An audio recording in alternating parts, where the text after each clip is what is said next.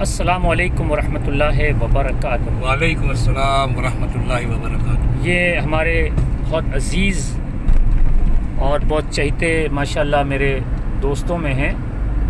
اور سلیم بھائی جو ہیں یہ سورت سے آئے ہوئے ہیں الحمدللہ میرے پاس،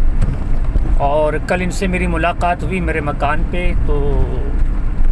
انہوں نے مجھے کہا کہ حضرت آپ کو میرے ساتھ چلنا ہے، تو میں نے کہا بالکل۔ تو کسی کام کے سلسلے میں الحمدللہ سلیم بھائی کے بھی کچھ ذاتی کام تھے اور میرے بھی کچھ ذاتی کام تھے، تو ماشاءاللہ ہم لوگوں کل کاوی اور جمبو سر وغیرہ میں کافی لوگوں سے ہماری ملاقات ہوئی، اور ملاقات ہوئی اور اس کے اندر سب سے بہتر بات ہماری یہ رہتی ہے، اور خاص کر کے میرا یہ ایک اصول ہے کہ جب میں کہیں بھی مہمان جاتا ہوں، اور جب لوگوں 2-5 آدمیوں سے میرے رابطے یا میری ملاقات ہوتی، تو میرا ایک ذہن ہے، میرا ایک ایسا مزاج ہے کہ میں ان لوگوں کے سامنے دین کی بات پیش کرتا ہوں، اور الحمدللہ یہ ہمارے جو سلیم بھائی ہیں ان کو بھی دین کے معاملے میں بڑی دلچسپی ہے، اور اس لیے کہ اللہ تبارک و تعالیٰ نے قرآن شریف میں ارشاد فرمایا ہے، کنتم خیر امۃ اخرجت للناس تعمرون بالمعروف وتنہون عن المنکر، ٹھیک ہے نا؟ تو نہی عن المنکر کی تعلیم، تبلیغ کرنا۔ اب تبلیغ کرنے کا جو طریقہ ہے وہ انیک طریقے ہیں، آپ کسی بھی طریقے سے دین کی بات، اللہ رسول کی بات آپ پہنچا سکتے ہیں۔ دین کی بات پہنچانے کے لیے یہ نہیں ہے کہ آپ کو کاروبار چھوڑنا ہوگا، یا آپ کو مطلب مسجد میں چلا جانا ہے اور آپ کو کاروبار بند، ایسا کچھ نہیں ہے۔ آپ اپنا کاروبار چالو رکھ کر بھی دین کی خدمت کر سکتے ہیں۔ امام اعظم ابو حنیفہ رضی اللہ تعالیٰ عنہ وقت کے امام گزرے ہیں، اور جن کی پیروی کرنے والا شخص حنفی کہلاتا ہے۔ آپ بہت بڑے اپنے کپڑے کے تاجر تھے، لیکن ان کی دین کی خدمات اس لیے کہ رہی دنیا تک آپ کی خدمات کو فراموش نہیں کیا جا سکتا ہے۔ حضور غوث اعظم سیدنا شیخ عبد القادر جیلانی رضی اللہ تعالیٰ عنہ وقت کے غوث اعظم ہو گئے اور ولیوں کے سردار ہو گئے، پیرانے پیر ہو گئے، لیکن آپ بھی کپڑوں کے تاجر تھے۔ مطلب میں ایسے تو بے شمار بزرگان دین ہوئے، اور انبیاء کراموں کی آپ ہسٹری اٹھا کے دیکھ لو جو تاجر تھے، لیکن انہوں نے تبلیغ کو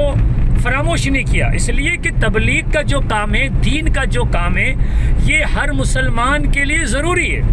کہ وہ دین کی بات لوگوں تک اور مومن تک پہنچائے، اس لیے کہ آج دنیا بہت ترقی پر ہے، لیکن آج دین کی بات سمجھنے کے لیے بہت آسان ہو گیا ہے۔ ہمارے بزرگوں کے آپ حالات اٹھا کے دیکھیں کہ وہ ایک حدیث سمجھنے کے لیے اور ایک حدیث سیکھنے کے لیے ان کو کتنا سفر کرنا پڑتا تھا، لیکن آج جگہ جگہ پر ہر علاقے میں علماء اور جید علماء کرام اور کتابوں کے بے شمار کتابیں، آپ دین کی بات کو حاصل کرنا بہت ایزی ہو گیا ہے۔ اس کے باوجود آج ہم اپنی قوم کی طرف نظر کرتے ہیں تو آج ہماری قوم پوری دنیا میں ہر قوم سے پیچھے ہے۔ اس کی وجہ کہ ہماری قوم کے پاس ایجوکیشن نہیں ہے، ہماری قوم کے پاس علم نہیں ہے، اور ہماری قوم دین کی باتوں کو جو کرنا ہے اسے چھوڑ کر بے شمار خرافات اور رسموں میں الجھے ہوئے ہیں، اور کچھ رسمیں کر کے یہ سمجھ لیتے ہیں کہ بس دین کا کام پورا ہو گیا اور دین اسی میں ہے۔ جی نہیں، دین یہ نہیں ہے کہ آپ نے محرم آ گیا اور ماتم کر لیے اور کیا بولتے ہیں غلط رسمیں کر لیے اور سمجھے کہ آپ دین کر، ایسا نہیں ہے۔ جو کام کرنا ہمارے لیے فرض ہے، جیسے مثال کے طور پر نماز ہمارے لیے فرض ہے، اس سے ہم غافل، ماں باپ کی خدمت کرنا ہمارے لیے ضروری ہے، اس سے غافل، حقوق العباد، پڑوسیوں کے حقوق اور حلال روزی کمانا، یہ سب بہت امپورٹنٹ چیز ہے، جس کو چھوڑ کر ہم ایسے کام کر رہے ہیں جو مستحب ہے، جس کی حشر میں اللہ تبارک و تعالیٰ آپ کے بارے میں نہیں پوچھے گا، تو ہم ایسے کام کر رہے ہیں۔ خیر، اس پہ میں کافی گفتگو کر سکتا ہوں، لیکن آج ہمیں افسوس ہوتا ہے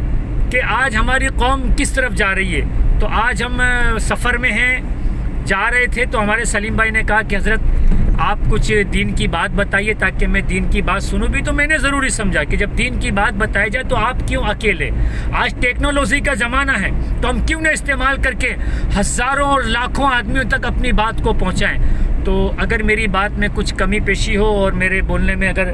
کوئی کسی کو تکلیف ہو تو میں معافی کا خواہش مند درخواست کرتا ہوں, اس لیے کہ میں نہیں چاہتا کہ میری بات سے کسی کو تکلیف پہنچے, لیکن اس کے باوجود بھی جو بات حق ہے اس کو پہنچانا ہمارے لیے ضروری ہے. اللہ حافظ. السلام علیکم. سلیم بھائی سلام پیش کر دو. وعلیکم السلام.